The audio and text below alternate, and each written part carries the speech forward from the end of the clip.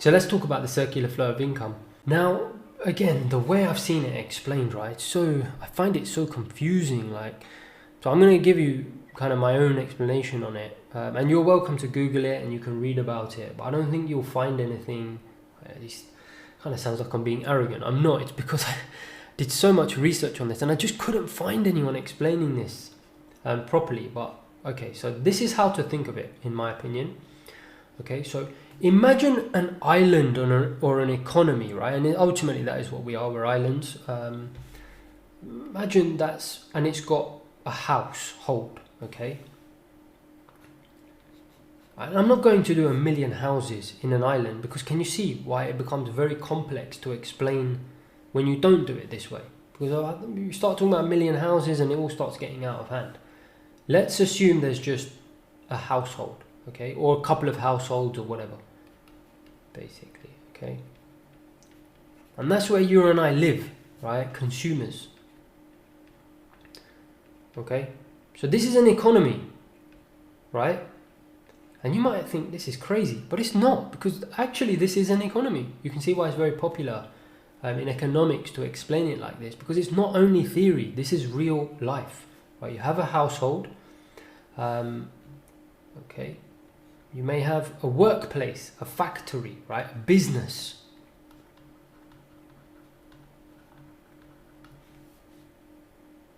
Okay? Now, what do people do, right? They go to work.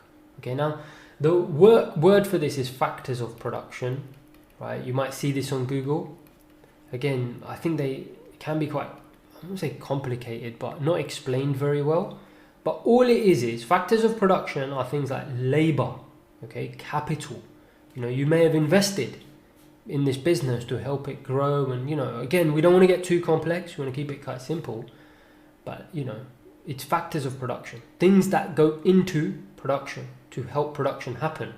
What are those factors? Those factors can be obviously labor, land that you may have, you know, given to the business, or obviously bought with the business. You may be a business owner, but again, point is, what are factors of production? They're things that you give to the business to help them grow. But the most traditional is work, right? So you go and work. Okay, so what happens? You go to business. You go to work every day, basically, right? You go to work every day. And what do you receive in return, basically? So I'm going to change these colors a little bit. Okay, you get an income. Would you agree? You get an income, okay? Now, you get paid an income, but what does this business do with essentially your factors of production? You know, so you go to work. What do? You know, you don't just go to work and do nothing. You obviously do some work, you produce things, don't you? So this business will produce stuff, right? It could be Apple. You go to work, you build an iPhone, and that iPhone gets produced, right? So output, basically. But the point is, where does this output go, right? Well, someone has to buy it, right? So this output can go in the shops or whatever. You received an income, would you agree? I'm just thinking whether to change up the color again. Expenditure, right, is this.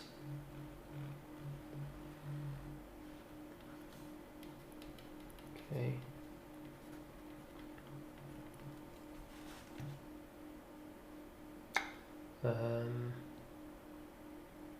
Yeah, that's right. So would you agree? This income, assuming nothing is saved, again, we don't want to overcomplicate things. We'll talk about those things in a second, but you receive money as income, wages, right?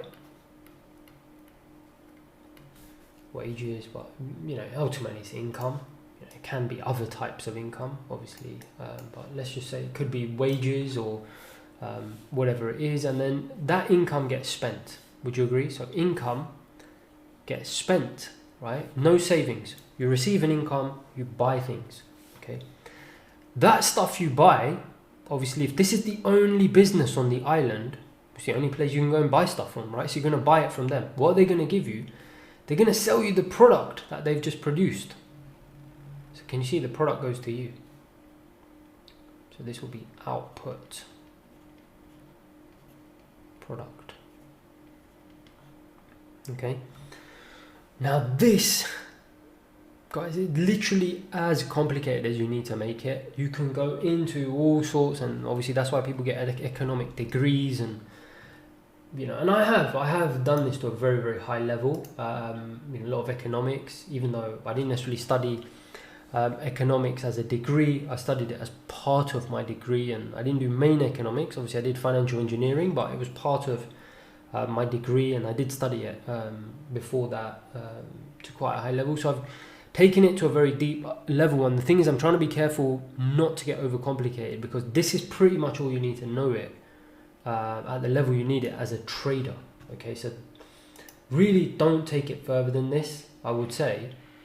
Basically, look, it's really simple. All you need to know, and think of it this way, is, you know, let's put some numbers on this. And again, honestly, go and have a look at the textbooks out there, and you'll see, I just think they're just the explanation is terrible, okay? And that's why I'm trying to be a little bit slow and explain it differently, because I know just awful some of the descriptions of this, and it doesn't need to be. It's really, really simple, okay? Let's say, let's put some numbers here. Let's say, you know, 1 or 2 households on this island, they give up their labor, or their sort of labor capital, as in they go to work, right? The factors of production, they work hard, they produce some items, right? They get paid to do that. So let's say they get paid, I don't know, let's just make up a number, $100,000, okay? They get paid in income. Okay, so this is you and a bunch of people, these households.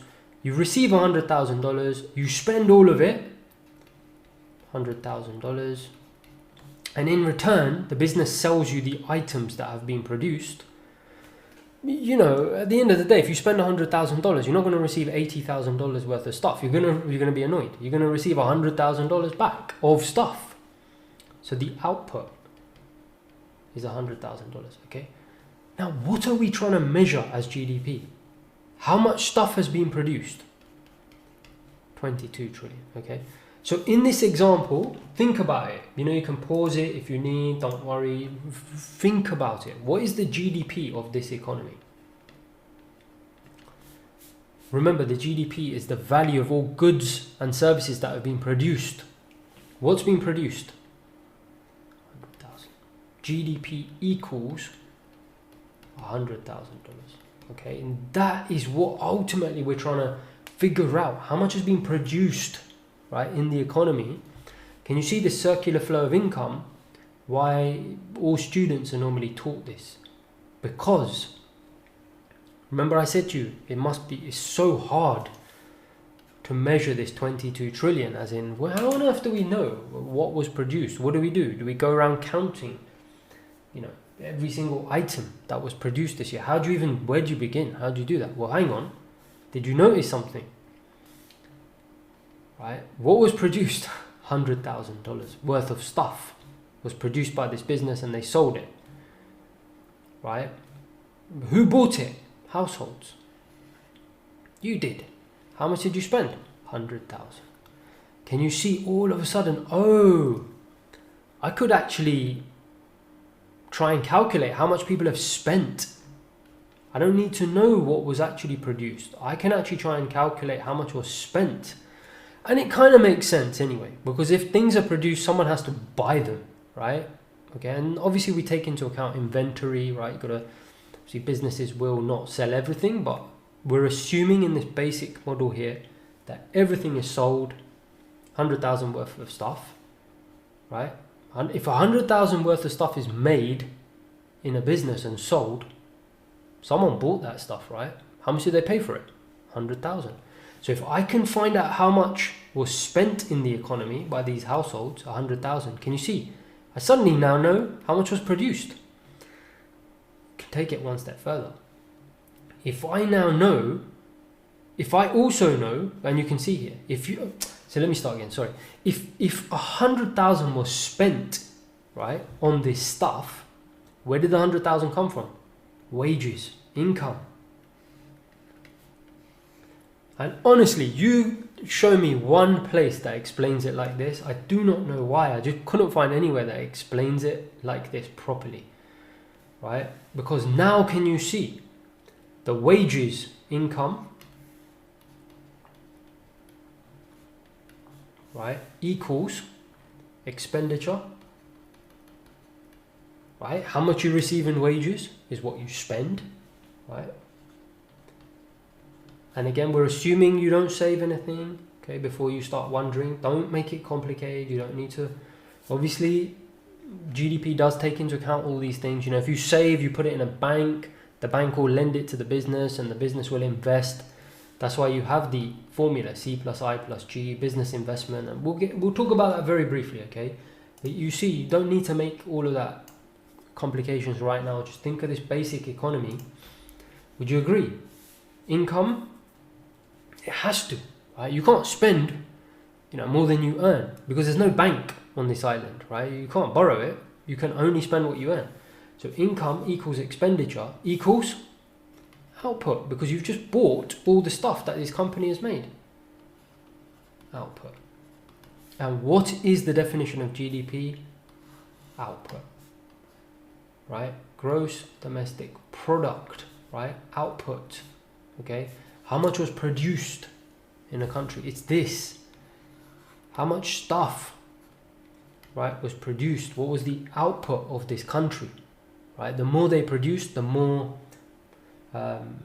bigger the economy was, the more prosperous they were, and so on and so forth. The more, you know, income people receive. Can you see why GDP is so important? Because the more that's produced, you see, if output, GDP, equals income, can you see, if GDP goes up, income goes up. Can you see why everyone is looking at this now? All the central banks and governments, because they know if we have GDP, people are getting paid more money, right? Final thing I wanted to say, right, and the whole reason we talked about a lot of this, and sorry, I know it's turned into a bit of an economics lesson, that's why I gave that little speech about don't worry too much, okay? You don't need to make this complicated. I just was a bit worried that people might go and start trying to find stuff on GDP, and I know the literature is so, I don't know why they overcomplicate it. Really don't need to be. It's really this simple, because there's different ways of measuring GDP. I just want you to understand, you know, because a lot of you might be curious, and I hope you're curious, because that's what you need to be as a trader. You might be thinking, you know, how on earth did the US or any country measure 22 trillion of output, you know? How on earth do they know what's being made? How do they know how much stuff is out there?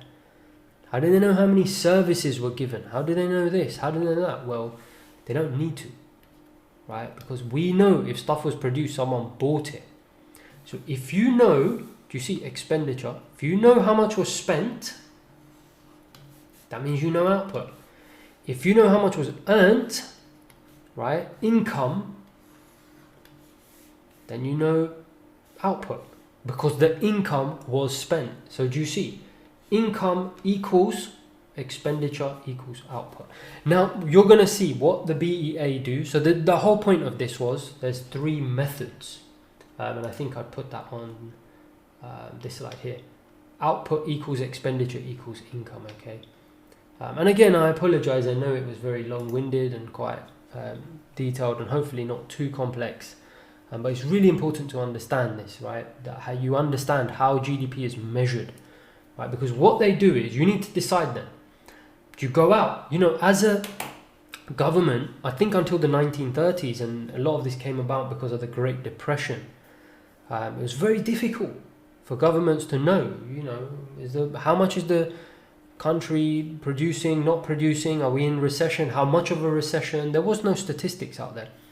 So can you see, you know, to help companies not go through these big swings and recessions and booms and all the things that have happened in the past, to try and smooth that out, you need good statistics. You need to know these things, right? You need to know how much is being produced in an economy and how much is the economy growing. And to do that, you need to know how much output, how many, you know, what's the output of the country.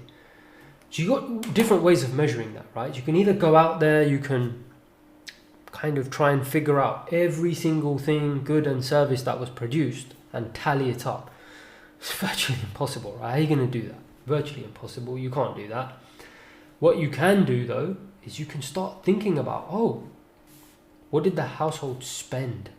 Okay, you know, do you remember consumer spending? You've heard of that?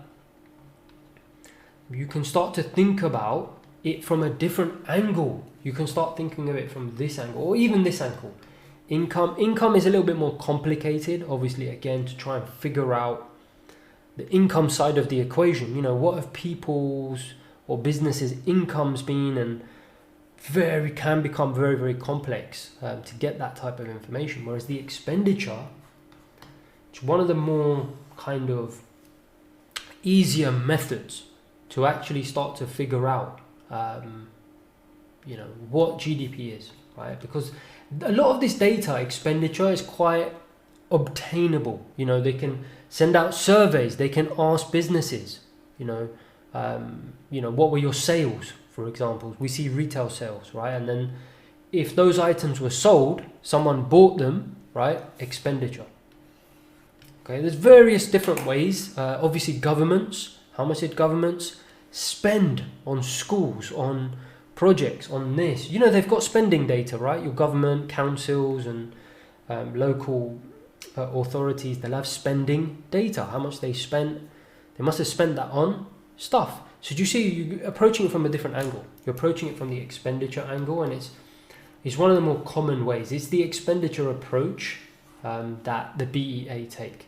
Okay, now look, a lot of this you might have thought, Envy, you know, why are you telling me all of this? Well, I just didn't want you to be lost, okay? You can go and try and do your research, obviously figure all this stuff out about GDP if you want to on your own. I just thought I'd give you my own take on it, because I know you'll come across this circular flow of income, and it can start to become very confusing, like what on earth are they talking about? But I just wanted to, and they'll tell you what you'll read about a lot if you do start to do a little bit of research into GDP, is they'll say, hey, income is the same as expenditure, it's the same as GDP, it's the same as output, and it's like, what on earth? You know, it can become very confusing. Don't let it. It's very simple. Like I said, basic household goes to work, makes stuff, right? Gets paid income.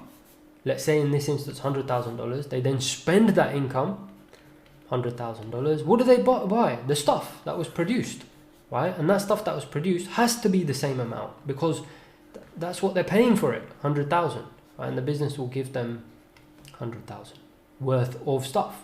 So whether you come from this angle and say, oh, I'm going to try and find out what income was, well, it was 100K. Whether you come from this angle and say, right, I'm going to figure out how much was produced. Okay, it was 100K. Actually, let me find out how much was spent on that stuff. Well, it was also 100K. Okay, all these things are GDP. That's GDP. That's GDP. That's GDP. Because they all equal 100,000. Okay, it's the same, right? Those wages are the ones that you spend. What do you spend it on? The stuff that got produced. Okay, so can you see they all lead to the same thing? That's why income equals expenditure equals output. So governments have different options. They can try and figure out this, you know, the most important statistic about their economy. They can either try and figure out income. They can try and figure out the actual amount of, which is very complex, you know, to try and figure out how much was actually produced, like going out there, figure out how many fridges were made and this was made and the value of it. Very, very complex, right? Or they can start thinking about, okay, how much money was spent by various sectors of the economy. Now we've got households here. Obviously there's governments, there's businesses as well. And what we're going to do, literally, hopefully this won't take too long, let's introduce governments and banks and a couple of other sectors into this.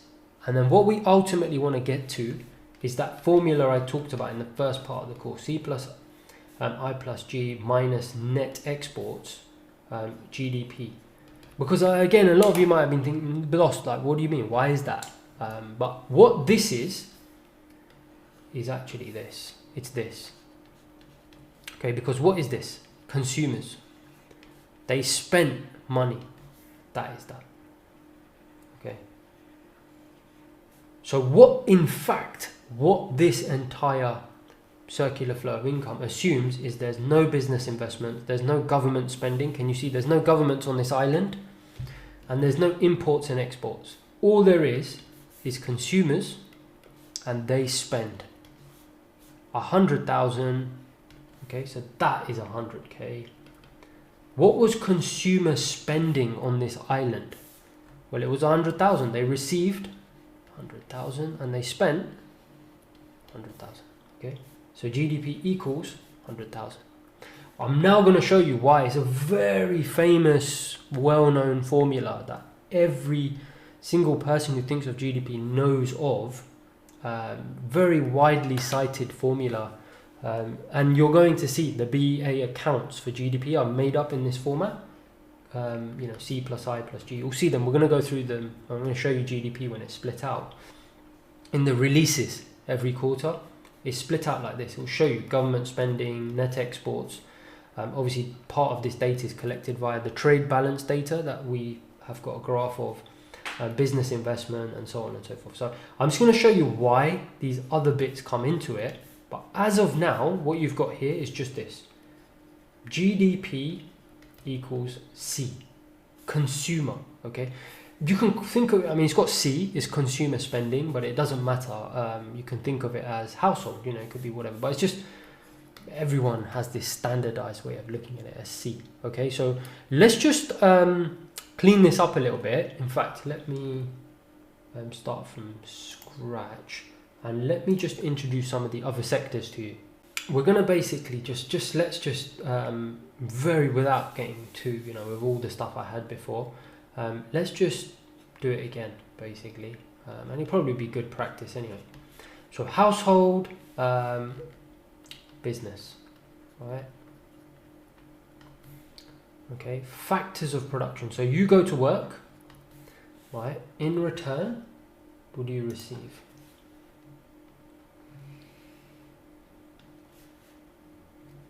Okay, income. And then in return, or basically the business produces output, right? We've already said this. Let me see if there's a different color. No, just do the same one. Okay, out. Put. Okay. And basically the final bit of it was expenditure, wasn't it?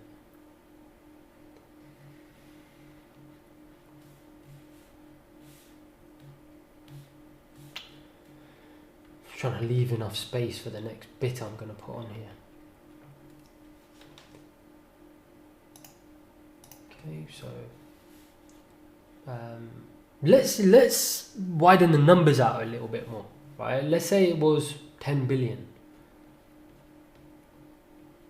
Because now you've seen the basic circular flow of income, right? Instead of 100,000, a small island, it could be lots of households and lots of businesses, right? Do you see? It's no need to be complicated. It's basically the same theory. It's the same principle. $10 billion of income for all the work. This is factors of production or work or whatever you want to call it. All the work that the household have done. They received $10 billion of income. They spent 10 billion. Okay, and they received what? About $10 billion dollars worth of goods. Okay, so this goes on, and obviously, this is great. But at some stage, obviously, the household may receive some income and decide, actually, we're going to save some money. Okay, so I'm going to do a different color here. Let me just move this out of the way, actually, expenditure, just so I don't get it in the way. Okay, so let's do that. Okay, let's do expenditure here. And do you remember we called this C, consumer spending? Because it's household, it's consumers, basically, you and I, living in these houses, spending our hard-earned income, right? Consumer expenditure. Now, I said here 10 billion, then obviously expenditure would be 10 billion as well, right? In the example, they all equal the same. Remember, income, expenditure, I'm not saving anything. Let's say I do save. Okay, now I'm going to start saving some money. Okay. Let's call it savings. I don't know, 20%. So 2 billion. Obviously, that's not all my money, but you know, as a group of consumers, where does that go? To a bank or financial institution? Don't have to be a bank, right? Some sort of financial institution or whatever. Okay. Now, the business, you know, obviously, what's going to happen the more times they produce things? Machinery wears out, right? Or they might want to hire more workers to expand, or do you see what I mean? And they may need to borrow some money. Where do they go? To the bank. What does the bank lend them? These savings, right? So that goes to the business. Okay, so it might be 2 billion, for example. Okay, so can you see this expenditure is no longer 10, it might be 8. But everything balances still, because you see 8 plus 2 is 10. Okay, their spending, you know, income is 10, the output might be, the spending might be 8, expenditure 8, sorry, there. But where's the 2 billion gone? Missing. Well, actually, it's come back in the form of investment. Do you see the business has borrowed it, the 2 billion? You have to get back to the 10 billion, don't you, somehow? Okay, so you could call it business borrowing, but it's really investment, isn't it? Investment. Okay, and we can call that I. Okay, you see where we're going with this? C plus I. So GDP has to equal the 10 billion of stuff that was output, okay, in the form of what? 8 billion and 2 billion, right? Investment equals. So, you know, whether you do income, again, could be 10. Whether you look at output, 10. Or whether you look at consumer spending plus business investment, 10. Doesn't matter. You see, again, approaching it from different angles. It may actually be worth us just quickly having a look at kind of today, as in up till now. You know, before we said GDP equals C, right? We said it was just consumer expenditure, which was 10. Right, 10, right? Or income was 10. Output, in fact, let me draw it properly just so we can be 100% clear. Again, if you do any type of research, you're going to see this on economics websites, and I just don't think it's explained that well. But now you can see why they say this. Income equals output, GDP. Okay, GDP, P. Sorry about this, terrible. GDP.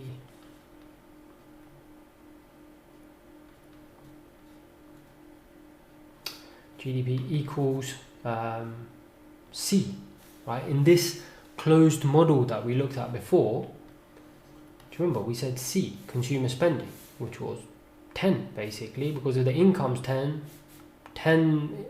billion of stuff is being produced, right? 10 billion. Income equals 10. Right, well, how much was spent? Consumer spending. Well, it was 10. Okay, what have we said now? Now we're saying that obviously 2 is being saved. So consumers aren't spending 10, they're spending 8 now, aren't they? So hang on.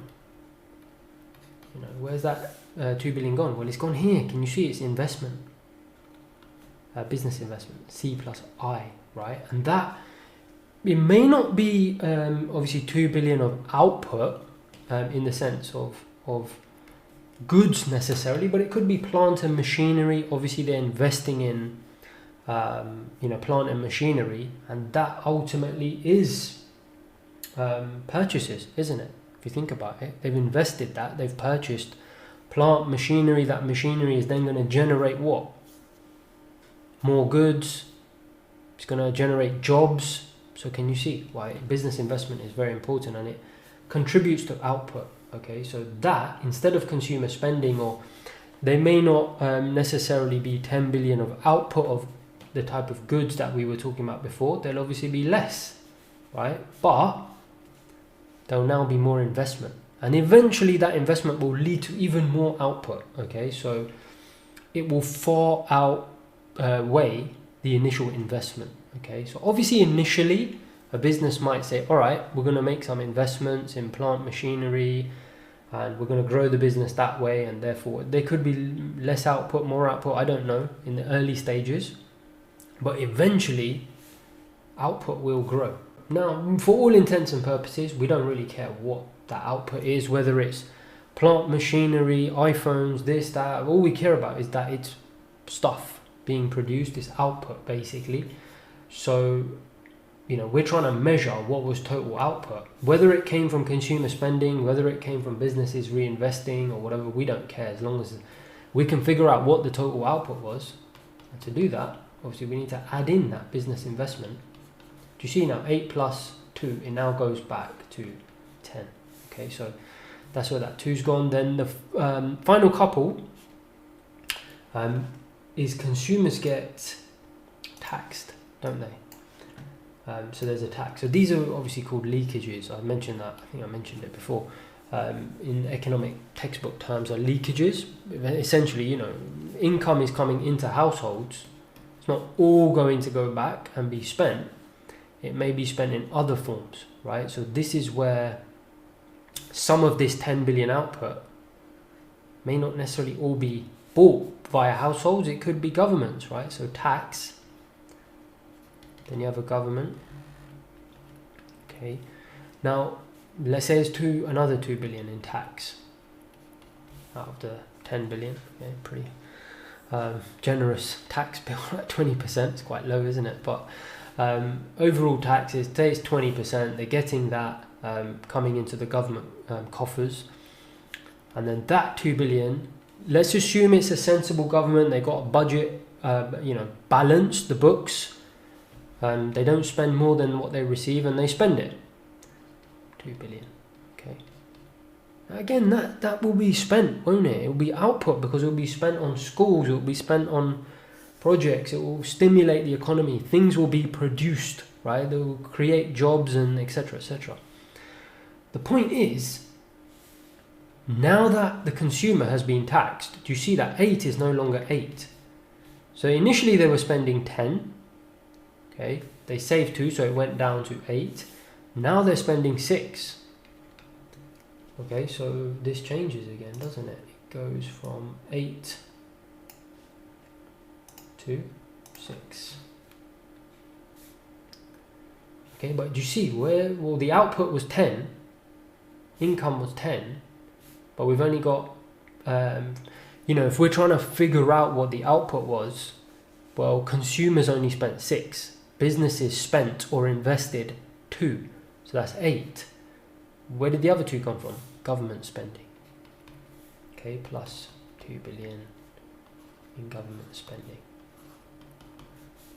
Okay, 6 plus 2 plus 2 equals 10. Okay, so plus G, government spending.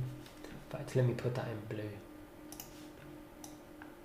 You can see this formula coming together slowly now, why so many people refer to this in the financial community, banking community, economics community, just general community. Anyone talks about GDP, this is what they will say to you. GDP equals consumer spending plus business investment plus government spending. It's the other side, or the other side of trying to figure out what output was. Like I keep saying, you can either go and figure out, how much stuff was produced, or you can figure out, okay, how much was spent. Okay, it's so much easier to figure out, all right, consumers spent 6, all right, businesses spent 2 or invested 2 in plant machinery or, whatever it is they invest in, and government spent 2. Oh, 10 was spent, that means 10 must have been produced. Okay. Output. And what is output? GDP. Okay, so I know I keep repeating my point, but I don't think it's well explained anywhere. never seen this explained properly, is that, you know, it's different ways of looking at output. You know, how much was the output of an economy? Yeah, we can go around measuring that. Like I said, we can count up all the things that were produced, or we can see who bought them. Well, governments bought 2 billion, businesses invested 2 billion, and the consumer bought 6 billion. Now there is one more. If a consumer is unable to get what they want domestically, where are you going to go? You're going to buy it from abroad, aren't you? You're going to import it. Okay, now the trouble with imports is these are all positives, right? Because at the end of the day, you know, if you save, then obviously you're saving domestically, and that can be lent to a business and they can then invest that, and that money can flow back into the system. You know, if you're being taxed by the government, typically you're being taxed by your domestic government. They're going to spend that money where? Domestically, on the whole, typically. There's going to be certain things you can't get. You're going to get them from abroad. Now, where does that money go? You know, if you buy something from a different country, let's say you live in America, obviously here we're looking at US GDP, and you buy something from Europe, you know, are you buying that from an American company? No, you're buying it from a European company. So the European company is going to benefit, right? Do you see this business here? It's no longer domestic, it's abroad. So that country's business is going to benefit. It's going to be a positive for that country's GDP, right? If you import something, you're going to send the money to them. That company in Europe is going to hire people to make the stuff they're selling you. Do you see it all kind of helps that country? So imports are a drag, it's a negative. Okay, so let's say 2 billion got spent on imports, trade. Let's put trade here. Okay, so, you know, savings are obviously 2 billion less that are being spent in the economy. Tax, 2 billion. It's a bad thing, right? In general, when you don't think of the other side of it, when you just think of this side of it, savings is not good because it's bad for GDP, because that money isn't being spent on stuff being bought. You know, if you're not buying stuff from companies, you're saving your money. How are companies going to make money? How are they going to hire more people? They can't. If governments are taxing people, that's less money people are spending on stuff, basically. So again, companies make less money, they can't hire, and so on and so forth. Excuse me. Import, same thing. You know, if you're importing from abroad, obviously that money is going out of the system. Now, obviously, as I said, with the savings, there's a net effect. Obviously, investment takes up the slack of that. Where you have tax, governments will spend that taxation, so that will be positive for GDP, so there'll be a net effect. Trade is similar, okay? Because at the same time as importing, you'll be exporting, right? A country will be exporting. Because just like you'll be buying stuff from Europe, Europe will be buying stuff from you, okay? So there'll be exports, it will be the other way. So, you know, in this simple model that we've got here, let's assume exports are also 2 billion, okay? So the net effect plus exports minus imports, you'll see it written down like this a lot. M imports, I don't know, I put I, put X minus M, X minus I, and you've seen me write this, net exports plus net exports, okay? So this part of the equation is plus net exports, or we can put it in the same color, black. Okay, so hopefully this is all coming together now. You can see why, you know, this formula is very commonly cited, net exports. Okay, and what is that? Well, 2 billion you imported, 2 billion you exported, 2 minus 2 is 0. Okay, 0 billion. Okay. So 6 plus 2 plus 2 is 10. Okay, so it all equals. Okay, so can you see now? You've got different ways of measuring GDP. The BEA, okay, they've got different options open to them. Every government's organization, obviously the organization in the US, we know, is the BEA. If I just bring up the calendar here. Sorry, I know this is hiding, covering thing. There you go. The Bureau of Economic Analysis, latest release, GDP. Okay, they have different options open to them. You know, how do we want to measure GDP? And I keep going on about this, but it's so important. You know, how do we want to measure it? Do we go around and finding out everything that was output, everything that was made and consumed in a year? Oh, sorry, everything that was made, not consumed. Everything that was made in a year, produced, right? Gross domestic product, everything that was produced. How are you going to do that, right? Virtually impossible to go and what do? You go and count everything. Very difficult to do that. The other option is obviously income. What was the total income earned? Again, very, very difficult to find out that information. You know, very, very difficult to find out what total income was. The alternative is this. You know, that income, where did it get spent? Oh, well, 6 billion was spent in consumption, right? Purchases, basically. Oh, another 2 billion was business investment. Okay. Here, this bit, here. Oh, another 2 billion was spent by governments. Oh, imports and exports netted out. Okay, and sometimes you will have obviously budget, trade deficits, trade surpluses, and other areas will obviously take the slack of that.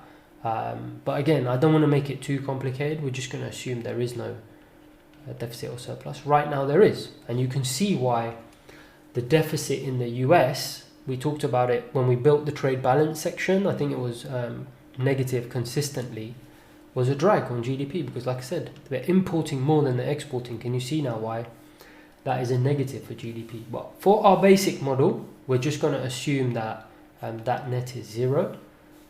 So this is the alternative to literally going out there and counting every item ever made in a year. Service given is one way of looking at it, or income is, let's see how much was actually spent on those things, and then we can back out what was produced. Makes sense, right? So that is why a lot easier to collect this data, and that is why, you know, this is the expenditure approach is a very, very popular or most commonly used, and you'll see it everywhere. This mentioned C plus I plus G plus net exports. Okay, so again, one thing I want you to remember. Okay, where does this C come from? Let's almost summarize. Let's go back to where we started. Do you remember the first model was households, right? They're spending what they earn, right? So consumer spending. Okay, and you must have heard of this in the news all the time. Oh, consumer spending, right? You hear about this all the time. That is why they're talking about it, because they're thinking about consumer spending relative to GDP. How does consumer spending impact GDP? Can you see why consumer spending is so important for GDP now? Because it forms part of the equation that produces output. Right, if people are spending more, more is obviously being output. We know that now because it's an alternative way of looking at output, because output equals expenditure. I put here expenditures. Expenditures, okay? So what I want you to think of is this C, right? Who is doing this C? Households. Okay, so let's now start to think of this. Households. Let me get rid of this. To think of three main sectors of the economy. Okay, this part, investment, right, which obviously makes up part of GDP. Can you see if investment goes up, GDP goes up, right? 2 billion in investment, GDP goes up. Okay. Now, or 2 billion. Now this investment, who's it being done by? Businesses. Okay, very, very important. Businesses, households. So you can see households are responsible for the C, consumer spending. Businesses are responsible for business investment. Okay, governments, okay, are responsible for what? Government spending. Okay, and then trade. So look at this. Okay, the three main sectors of an economy are households, us, businesses, and government. Okay, you're going to hear about this a lot. If you ever want to do any more research, you're going to hear about, you know, household contribution to GDP, business contribution, government contribution, and then obviously the trade as well. Okay, but the thing is, trade is obviously done by households. You know, households will import things, export. Governments will import and export. Businesses will import and export. Okay, so it's not necessarily an organization, but it's a thing that's done. Trade, obviously, import and exporting. The main actual, I guess you could call them organizations or sectors, are household, business, and government. Okay, you will hear of trade sector, but obviously the actual, that is actually done. It's almost like an action taken by the household, government, and business sector, right? So household goes here, business goes here, government, see that, goes there, and then that is trade. Okay. Now again, you know, I'm actually doing this to try and help you, not to make this boring economics lesson, because I want you to understand, when we go to the BEA website, you know, we're going to do that together. You're going to come across all of this, and even if you do your own research, so this is the BEA website, and when you start doing your own research, you're going to hear about these things. Even when you read Reuters, Bloomberg, you hear about consumer spending, household sector is so important for GDP, and you hear about all these things being broken out into you know, consumption expenditures, and which you see here, business investment, government spending, net exports, and people talk about these things separately, and then they'll say, hey, you know, it drove GDP. Now you know why. Okay, these things are the things, you know, together this equals output, for the reasons we've just described for a while now, and it does equal income. You don't hear this talked about so much, about this section, so don't worry about that too much, but ultimately this is crucial. Okay, either you can go and count every single good and service made, or you can figure out who bought it, basically, because it's the same thing, right? You know, whether you figure out if, you know, 100 billion of something was made, or whether 100 billion was bought, right, it equates to the same thing, 100 billion. Problem is, how do you figure out the stuff that was bought? It's very, very difficult.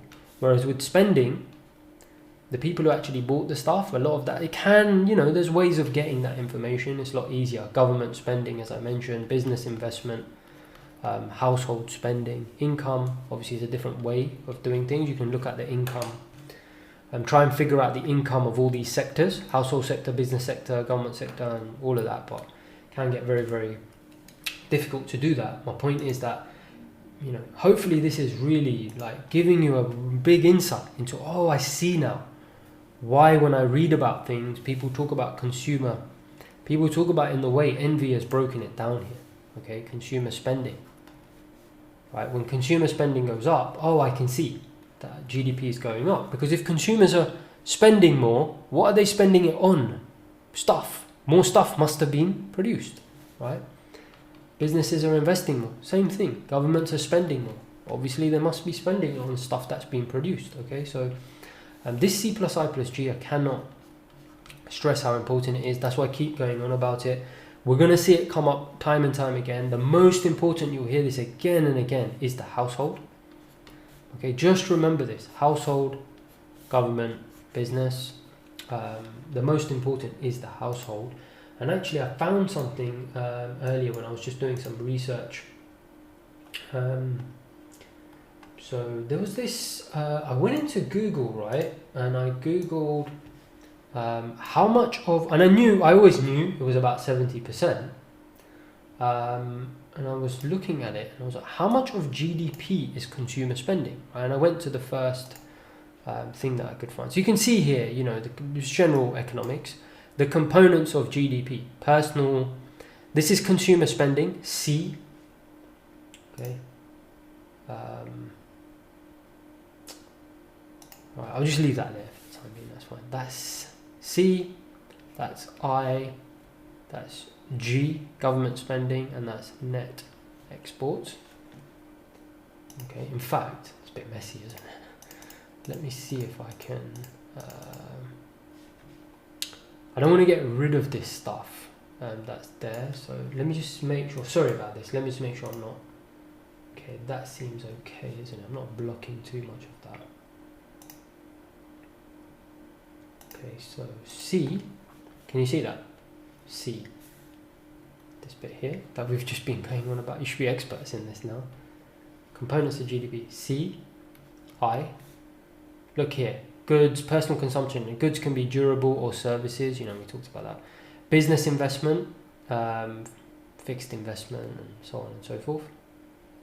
Change in private inventory. Basically, you know, obviously businesses don't sell everything. They have stock.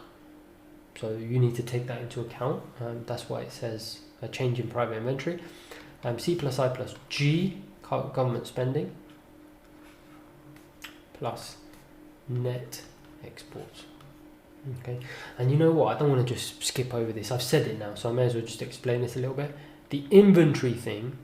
Do you remember before we assumed that everything that... there is a point actually. Let me finish this. I'm sorry, I know I'm jumping around a little bit. I'll come back to that about the point of this. Why am I showing you this? Okay, what's this? Can you see? Personal consumption. I'll bring this back. Sorry about this. I know it's quite messy, isn't it? But let me just move this out of the way. Just making sure I'm not blocking any of this.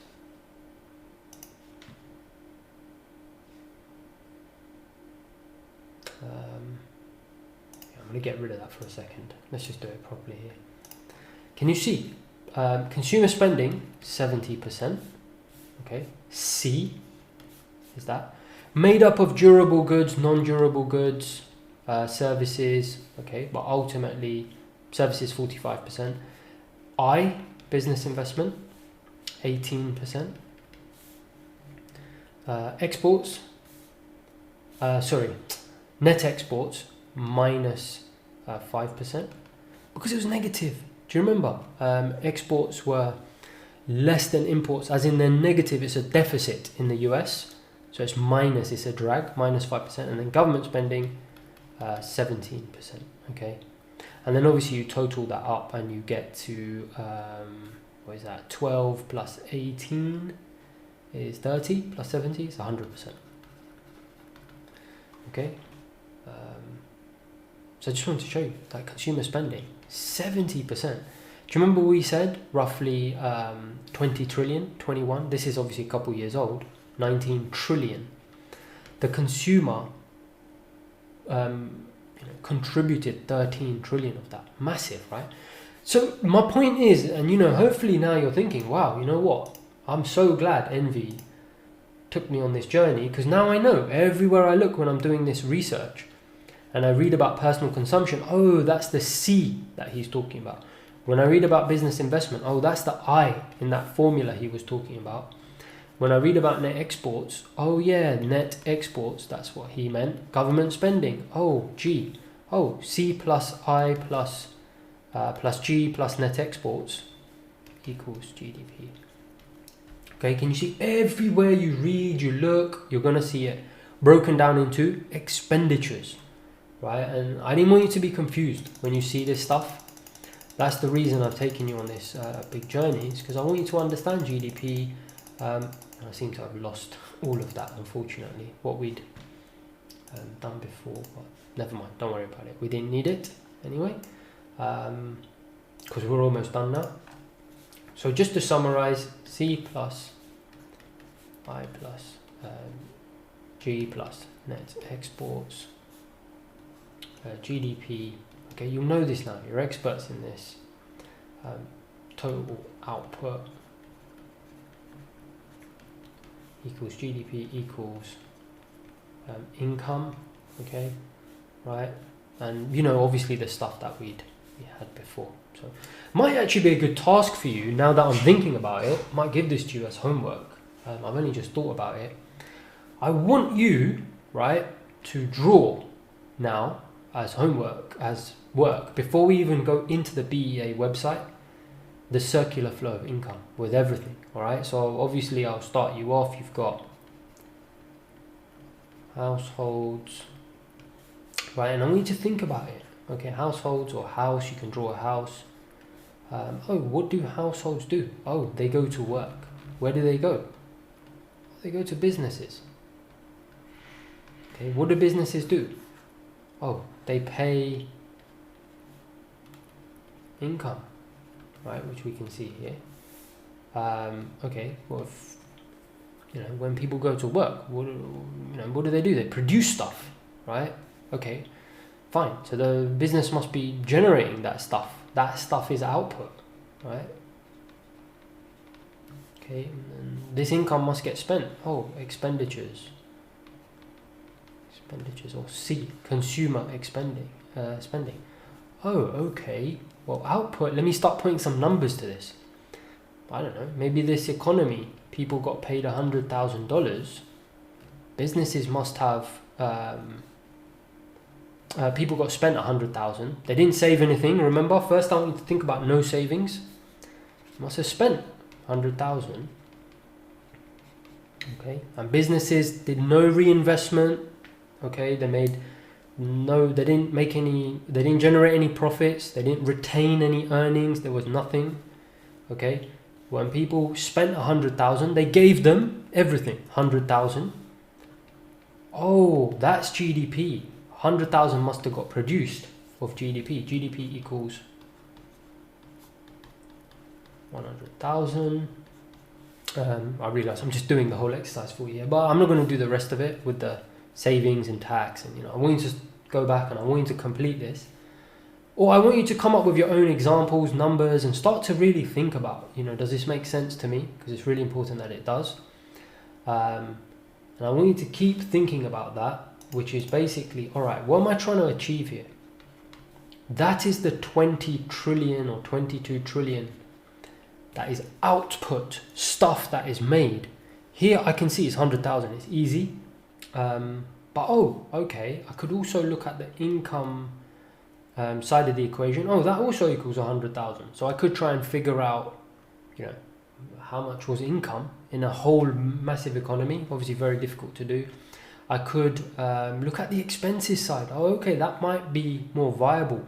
I can find out what government spending was. I can find out what spending on trade was, what spending by businesses was, what spending by households were, right? These are things I can find out, and using that method I can then back out what output was. Basically all the stuff we've talked about. Obviously, I don't want to repeat myself, same thing. So I want you to build up that flow of income and really get to that C plus I plus G plus net exports, and households and governments, and end of the day, I think what you ultimately need to come to the end and be clear in your mind of is this.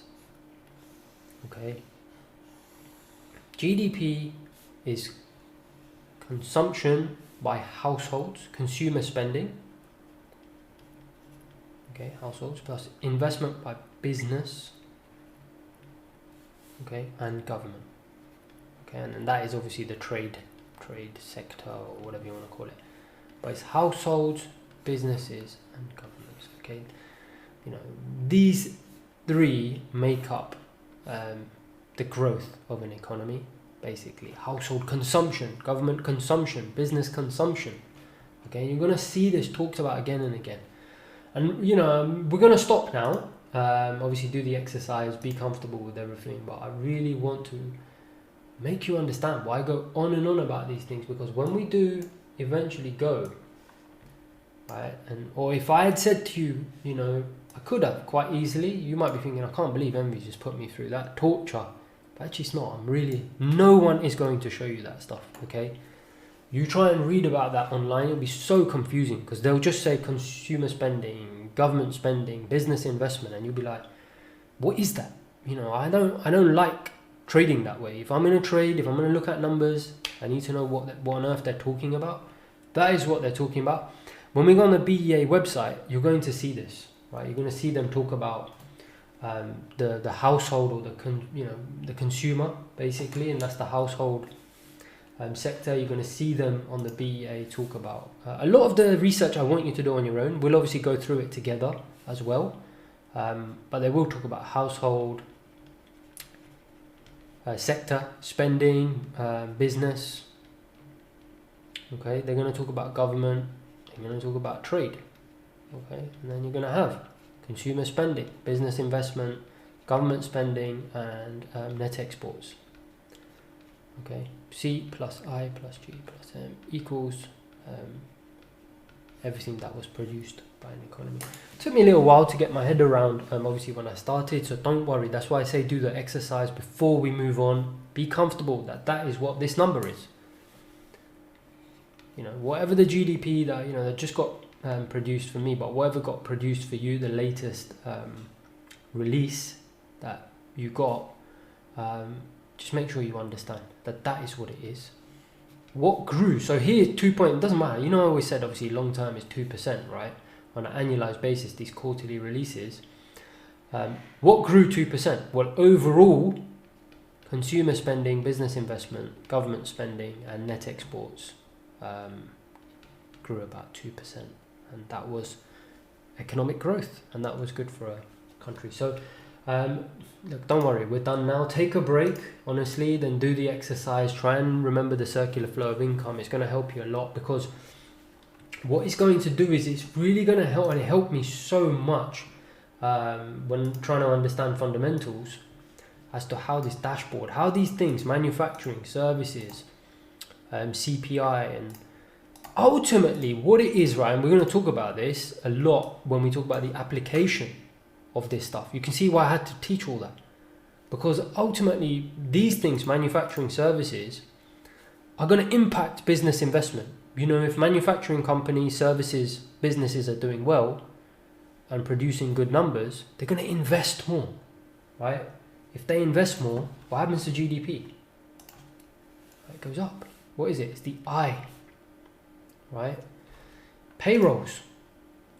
If people are earning jobs, people are getting jobs, what's going to happen? They're going to spend, okay? Right? Government spending, obviously, I told you I don't really track it too much. We got trade. What's going to happen with the trade balance? It's going to be net exports, okay?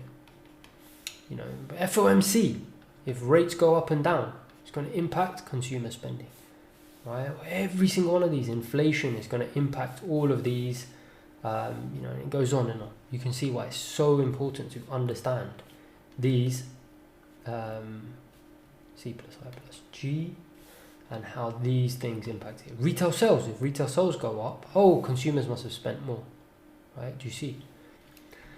Very, very important to understand how the economy is broken down into sectors and into consumption expenditures, different types of consumption expenditures. So, like I said, I'm going to take a break. You take a break, do the exercise, keep it as simple as possible as you can. Don't make it too complicated. Maybe just chuck some numbers out there until you get your head around it. And then what I'm going to do is we're going to go straight into the BEA website. Okay, and we're going to actually have a look at how the BEA collect the GDP data. Right, amazing, right? So exciting. I'm not going to see this anywhere else. Okay, before I talk for the sake of it, let's end it there. I'll see you on the other side.